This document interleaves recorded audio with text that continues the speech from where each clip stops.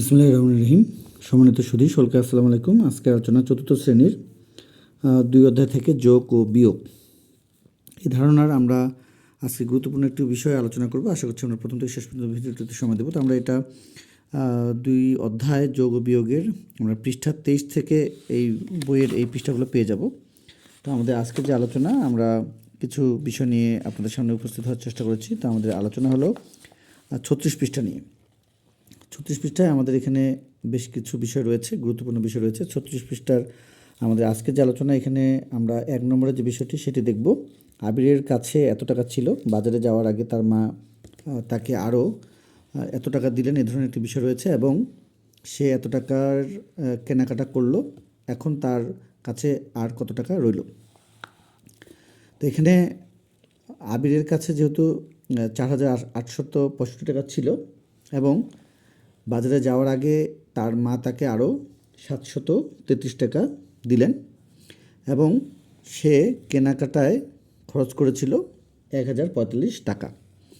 তাহলে তার কাছে কত টাকা রইবে বা থাকবে বা রইল, এই ধরনের বিষয়ের জন্য আমরা এখানে যেটা দেখতে পাচ্ছি সেটি হলো মায়ের দেওয়ার টাকা যোগ করতে হবে এবং কেনাকাটার টাকা বিয়োগ করতে হবে। তো এখানে একটি ধারণা দেওয়া রয়েছে। তারপর আমরা গাণিতিক বাক্য দেখিয়ে দেওয়ার চেষ্টা করছি। যেহেতু আমরা এই ধরনের বিষয়গুলোকে আমরা প্রথমত আমাদের ছোটো সময় থেকে যেটি বোঝাবো সেটি হলো গাণিতিক বাক্যের যে প্রয়োগ, সেই বিষয়টি কিন্তু আমরা আগে নিশ্চিত করবো আমাদের ছোটো সময়দের। তাহলে তারা যে কোনো সমস্যা, এই সমস্যাটি যে পরীক্ষা আসবে এমন নয়, যে কোনো সমস্যা সম্পর্কে তারা সুন্দরভাবে ধারণা পাবে আপনাদের সহযোগিতা নিয়ে। তো আমরা এখানে মূলত যে কাজটি করব সেটি হলো গাণিতিক বাক্যের যে বিষয়টি সেটি আমরা লিখে রাখবো। সেটি হলো 1 দিয়ে সমাধান দিয়ে আমরা বা 1 দিয়ে লিখে সমাধান এবং গাণিতিক বাক্য এই কথাটি লিখে আমরা সমাধান করতে পারি। আচ্ছা, দেখতে পাচ্ছি যে গাণিতিক বাক্য আমরা কিন্তু পেয়েছিলাম আবিরের কাছে যে টাকাটা, সেটা হলো আপনারা এখানে দেখতে পাচ্ছেন যে টাকাটা পেয়েছিলাম সেটি হলো এটা 4,865 এবং যেহেতু বাজারে যাওয়ার আগে তার মা তাকে দিয়েছিল এত টাকা, তো এইটা আমরা যোগ করেছি এবং এটা কী করেছি বিয়োগ দেখতে পাচ্ছি। এবং কেনাকাটায় যেহেতু সে খরচ করেছিল এটা, সেহেতু এটা বিয়োগ করেছি। এখন আমরা দেখব যে এটা আসলে কীভাবে সমাধান করতে পারি। তো আমরা সমাধানটি করবো এইভাবে যে এই দুটাকে যোগ করব, তারপর এটার সঙ্গে বিয়োগ করব।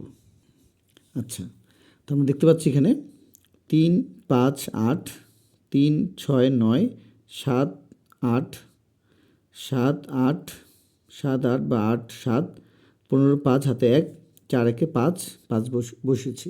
বিয়োগ, এই বিয়োগের পরে যে সংখ্যাটি রয়েছে সেটি আবার এখানে এনেছি। তার মানে আমাদের যে কাজটি করতে হবে সেটি কি, 8 থেকে এখন আমাদের এই 5 বিয়োগ করতে হবে আমাদের 3 এবং এখানে 9 রয়েছে এবং 4 রয়েছে, এখানে বিয়োগ করলে 5 এবং এখানে 0 রয়েছে, এখানে 5 রয়েছে, তার মানে 5 এবং এখানে 1, এখানে 5 বিয়োগ করলে আমাদের 4। অর্থাৎ আমাদের যে বিষয়টি এখানে আমরা দেখতে পাচ্ছি সেটি হলো যে যদি আমরা গাণিতিক বাক্যটি প্রয়োগ করি তাহলে আমরা এখানে এইভাবে দেখতে পাচ্ছি। তো এরপরও আমরা সুন্দরভাবে আপনাদেরকে হিসাবটা দেখে দেওয়ার চেষ্টা করছি আরও সুন্দরভাবে।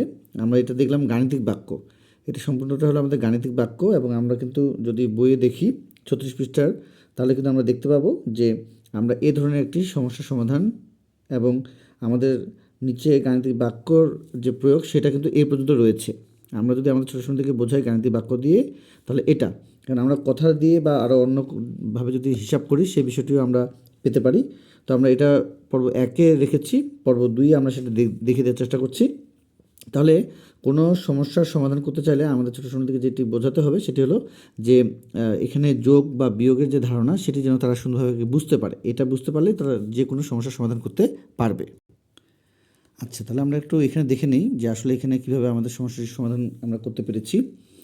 তো মূলত হলো যে চলো হিসাব করি। এ ধরনের পর্ব আমরা 2 রেখেছি কেন, যে আমাদের কিন্তু একভাবে আমরা দেখেছি, এটাকে আবার আলাদাভাবে আমরা লিখতে পারি। সেটি হলো যেখানে আমাদের ছোটো সম্বন্ধিত যে কাজটি করতে হবে সেটি হলো কথার অঙ্ক দিয়ে যদি আমরা করতে চাই তাহলে লিখতে হবে যে আবিরের কাছে ছিল এত টাকা, অর্থাৎ 4,865 টাকা। এটা আগে আমরা লিখব যে আবিরের কাছে ছিল 4,865 টাকা এবং নিচে লিখতে হবে বাজারে যাওয়ার আগে বা মা তাকে আরও দিলেন 733 টাকা। এটাকে যোগ করতে হবে আমাদের ছোটো সময়দেরকে যেটি বোঝাবে, এটাকে যোগ করতে হবে কথার অঙ্কের মতোই, যেহেতু আমরা কথার অঙ্ক দিয়ে আমাদের ছোটো সময়দেরকে বোঝাতে পারি। এরপরে আমাদের যেটি রয়েছে সেটি একটু আমরা দেখে নিই। সেটি হলো যে এটা তো থাকলোই, 5,598 টাকা থাকলো, তার মোট হলো এই টাকাটা। এখন যেটি বলেছে সে খরচ করেছে হলো 1,045 টাকা। তো তার নিচে লিখবে যে খরচ করলো বা কেনাকাটা করলো এত টাকা, অর্থাৎ 1,045 টাকা। যদি বিয়োগ করি তাহলে আমাদের কিন্তু ওই সংখ্যাটি দাঁড়াবে, বিয়োগ করলে আমাদের ওই সংখ্যাটি দাঁড়াবে, সেটি হলো 4,553 টাকা। অর্থাৎ 8 থেকে 5 বিয়োগ করলে 3, 9 থেকে 5 4, 5 থেকে 0 বিয়োগ করলে 5, এবং 5 থেকে 1 চলে গেলে আমাদের 4। তাহলে এখন আমরা যেটি লিখব উত্তর হিসেবে, যে তার কাছে আর 4,5,5,3 টাকা রইল। তার কাছে আর 4,553 টাকা রইল। এখন যদি আমরা উত্তর দিয়ে এখানে লিখি সেটি হবে, বা উত্তর দিয়ে যদি না লিখি অতএব যদি দেই, সেটা হবে 4,553 টাকা। এটা হলো বিভিন্ন স্কুল বিভিন্ন রকমভাবে দিয়ে থাকে। আপনারা ছোটো সময়দের স্কুলে যেভাবে শেখাবেন শিক্ষকগণ, সেভাবে আপনারা আপনাদের ছোটো সময়দেরকে শেখাবেন। যদি অতএব দিয়ে যদি শেখায় তাহলে অতএব দিয়ে তারা লিখবে, এই বাক্যটি লিখলেই হবে। বা যদি উত্তর দিয়ে শেখানো হয় তাহলে উত্তর দিয়ে তারা লিখবে। তো আমরা আজকে দেখিয়ে দেওয়ার চেষ্টা করছিলাম আপনাদের ছোটো সোনামণিরা যারা আমাদের চতুর্থ শ্রেণীতে পড়াশোনা করছে, তাদের যে একটি সমস্যা, আবিরের কাছে এত টাকা ছিল, যে বাজারে যাওয়ার আগে তার মা এত টাকা দিলেন এবং সে কেনাকাটায় খরচ করলো এত টাকা, এবং তার কাছে কত টাকা রইলো। এই ধরনের সমস্যার জন্য কিন্তু আমরা আজকে আপনাদেরকে এটি দেখিয়ে দেওয়ার চেষ্টা করেছিলাম। আরও অন্যান্য বিষয়গুলো দেখতে অবশ্যই আমাদের সঙ্গে থাকবেন। নতুন হয়ে থাকলে অবশ্যই ফলো বা আমাদের সাবস্ক্রাইব করে আমাদের চ্যানেল এবং ফেসবুক পেজের সঙ্গে থাকবেন। তো পূর্ব থেকে যারা আমাদের সঙ্গে রয়েছেন সকলকে জানাচ্ছি অসংখ্য ধন্যবাদ আমাদেরকে প্রচুর সাপোর্ট দেওয়ার জন্য। তো আজকে এই পর্যন্ত সকলের সুস্বাস্থ্য কামনা করে, আপনাদের ছোটো সম্বন্ধে সুস্বাস্থ্য কামনা করে আজকের মতো শেষ করছি। খোদা হাফেজ।